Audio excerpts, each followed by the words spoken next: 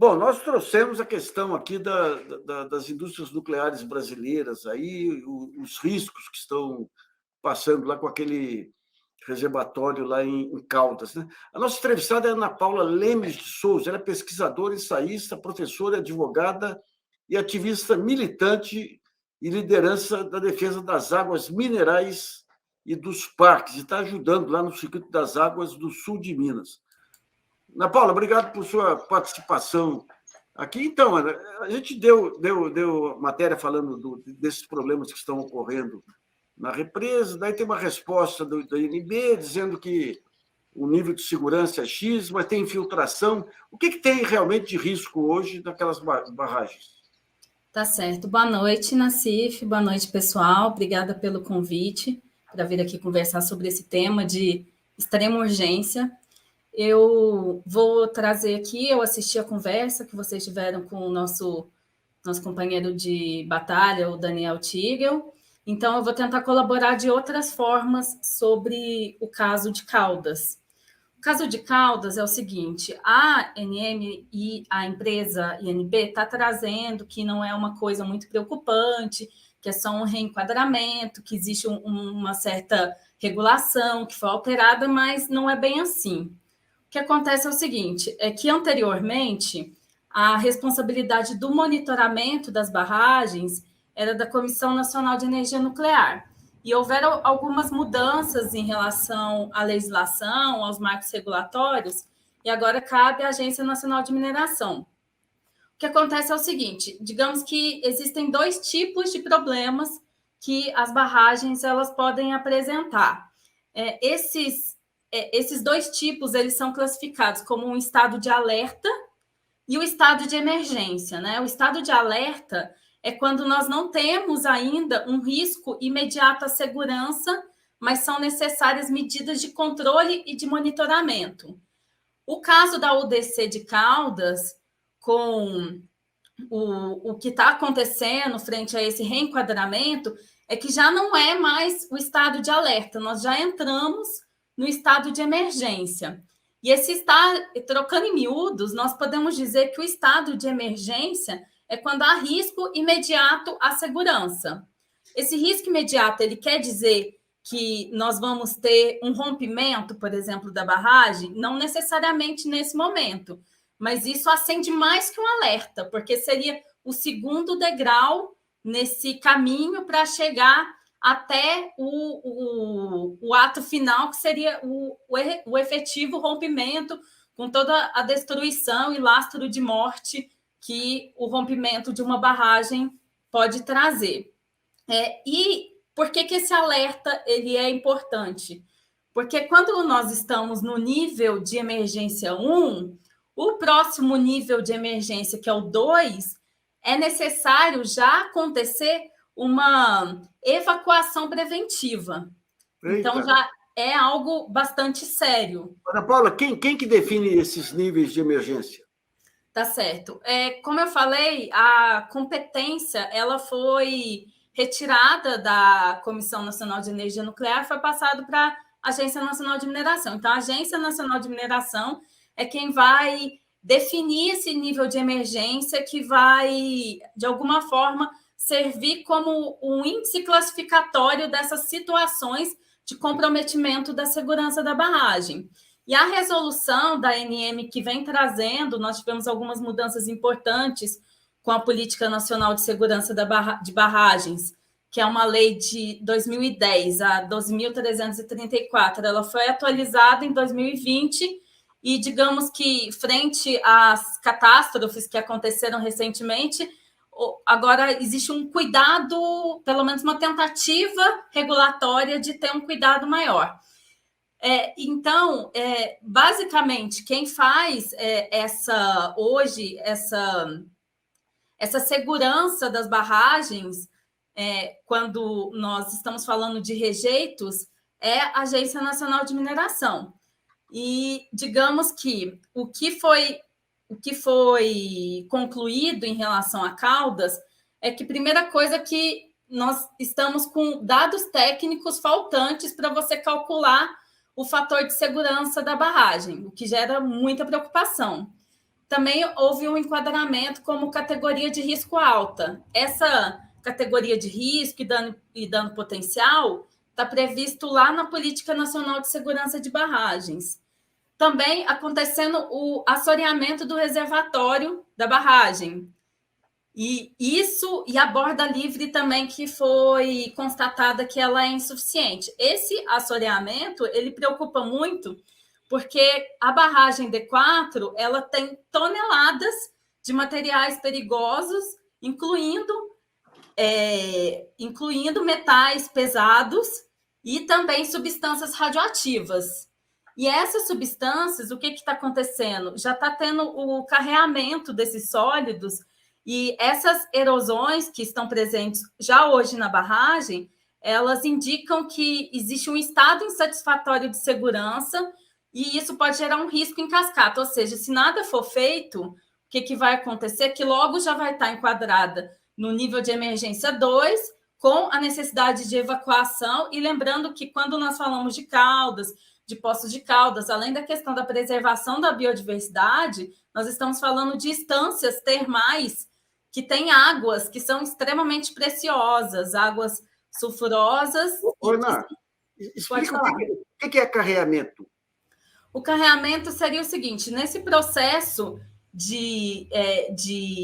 esses materiais radioativos que eles estão na barragem, se acontece esse vazamento, eles podem ser carregados, e hoje já existe um risco de contaminação, seja do lençol freático, e, enfim, e todo o curso d'água, né, pode ser de alguma forma atingido por conta desses danos que hoje já são constatados, e esses danos eles podem vir em cascata, né? Então, mesmo que ainda não se fale nesse risco de rompimento, onde nós temos realmente uma situação de devassa total em relação à vida, saúde, às vidas animal, à vida humana, hoje nós temos uma situação que, pelo próprio enquadramento, é risco imediato à segurança. Que segurança é essa? A segurança significa que já existem erosões, esse reservatório da barragem, ele está acumulando alguns sedimentos e ele pode ficar sobrecarregado, e quando ele fica sobrecarregado, isso pode comprometer a capacidade dessa barragem conseguir efetivamente armazenar os rejeitos. Então, como nós estamos falando de materiais extremamente perigosos, se você já tem esse carreamento, esse risco na própria estrutura do reservatório, da barragem de rejeitos, então isso é muito sério, né? Assim, não é uma coisa tranquila. Não é. E qual a região que pode ser afetada aí em termos de reservas hídricas, de veios, fornecimento de água e tudo? Qual é a amplitude da região aí? Sim, eu acho que o primeiro ponto, o Daniel até já chegou a falar sobre isso, o Ribeirão das Antas, ele vai abastecer também o município de Poços de Caldas, depois vai afetar o Rio Lambari, chegar até o Rio Pardo, né? Então, até Ribeirão Preto, se não me falha a memória, seria afetado por essa situação, seja do rompimento, ou seja, nessa situação que nós já estamos falando, que é esse potencial comprometimento da segurança da estrutura, que hoje já é uma realidade. E o que me preocupa também é que, assim, nós estamos numa situação de emergência climática. O que é essa emergência climática? Significa que cada vez mais nós vamos ter eventos mais erráticos, severos, frequentes e inesperados.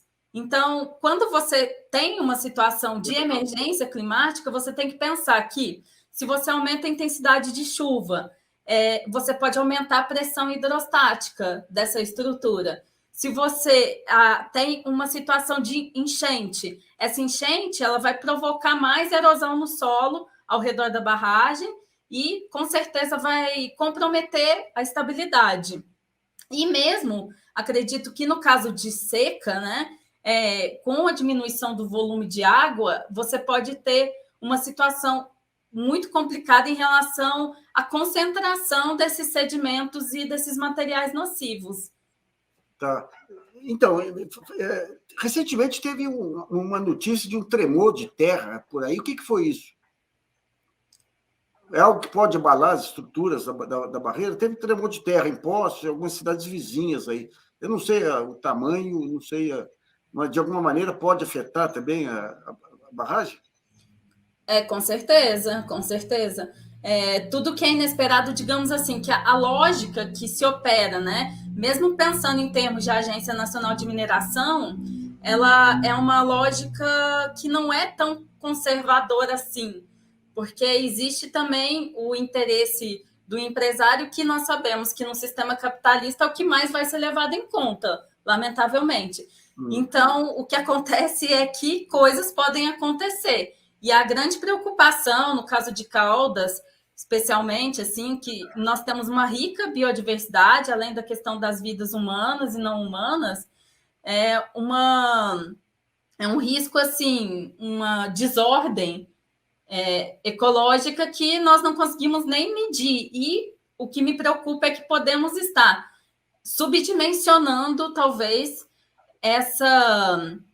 esses índices de segurança dentro desses parâmetros que são pré-estabelecidos, que podem acontecer igual aconteceu com a Vale, Brumadinho, Mariana, que foi subdimensionado o que poderia vir a acontecer, porque a lógica do lucro, e falando um pouco com Davi Copenaua, né, desses comedores de terra, que é a lógica da mineração, infelizmente, essa lógica de devastação e de rastros de morte que possam atingir a nossa região.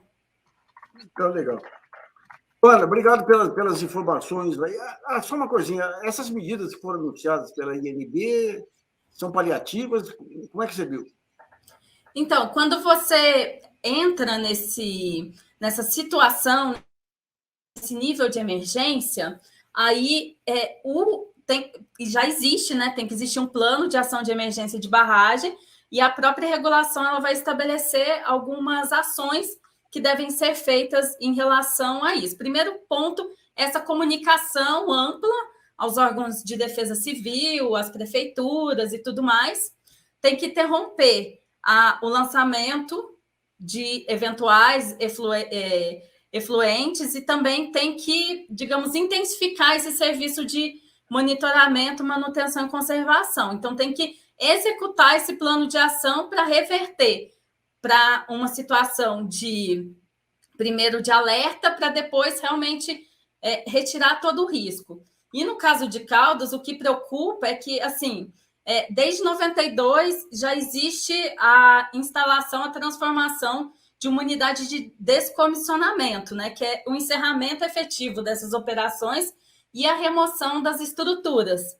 Só que até hoje não foi dado cabo. O que nós estamos vendo é uma luta cada vez mais constante, os esforços da INB no sentido de transformar Caldas num lixão radioativo do Brasil. Teve recentemente a tentativa de trazer os rejeitos da unidade de Interlagos, sendo que o próprio Tribunal de Contas da União já constatou que a unidade UTC de Caldas é a que tem o pior estado de conservação. Enfim, os problemas eles já são muito conhecidos há um longo tempo em relação à necessidade de medidas de segurança, e não vemos realmente um esforço no sentido de descomissionar. Pelo contrário, o que nós vemos é uma estruturação de um certo racismo ambiental, no sentido de, por interesses de imobiliário, especulação imobiliária, transformar Caldas nesse lixão radioativo, o que é muito sério e, enfim, afeta toda a nossa região, né? Porque... Deixa eu pedir para a Mariana trazer as questões dos nossos espectadores aqui, Maricota.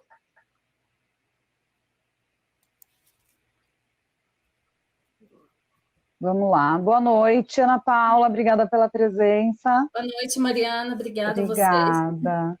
Aqui, a Célia Lacerda mandou. Obrigada, como sempre.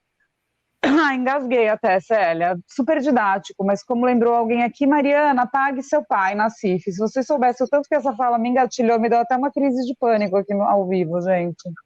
Mas, enfim, pagarei, viu, pai? Pagarei mesmo. Devo não nego, quando puder. Com certeza. Paulo Coelho manda, vou para Poços, quarta-feira, te vejo lá no Fenícia. Paulo, se a gente tivesse em Poços, a gente ia encontrar lá. Mas você vai? Você não vai. Não, a Eugênia não está fazendo viagem. Está em recuperação. Bom, Mencken Júnior. Carrento é o transporte de elementos químicos tóxicos ao subsolo, aquíferos ou em águas superficiais, gerando poluição do solo e água. Obrigado aí pela explicação, bem. E o José colabora aqui com o jornalismo independente que a gente pratica. Copie o José, pessoal. Eu vou ficar super feliz de receber um Pix, por exemplo. Mandando aqui um superchat que diz: a Agência Nacional de Mineração é apenas um departamento da Vale. A raposa tomando conta do galinheiro. E a Célia Lacerda manda: Salete, o Conselho Nacional de Mineração, CNM, foi aparelhado com Zema, muito preocupante, ou melhor, outra tragédia anunciada. Joia. Bom, Ana Paula, já foi. Obrigado por sua participação aqui e obrigado por defender a minha cidade bolsonarista lá, viu? Obrigada a vocês pelo convite. Qualquer dia eu gostaria de vir conversar sobre águas termais e minerais. Temos muitas coisas de conflitos ambientais também à tona em relação às águas. Vamos falar assim. Precisa mesmo, geopolítica, é isso aí, até. Obrigada. Então, aí é hidropolítica, Maricota. Mas que faz parte da geografia, não faz? Eu fui tão ignorante assim. Quase. Que merecia um pito no ar. Eu acho que eu não merecia. E vocês aí do chat? Curtam, comentem. Se acharam que eu merecia um pito no ar. Eu acho que eu não mereci. Bom, é isso. Boa noite, pessoal. Boa noite, pai. Boa noite, Ana Paula. Até segunda. Boa noite, Ana Paula.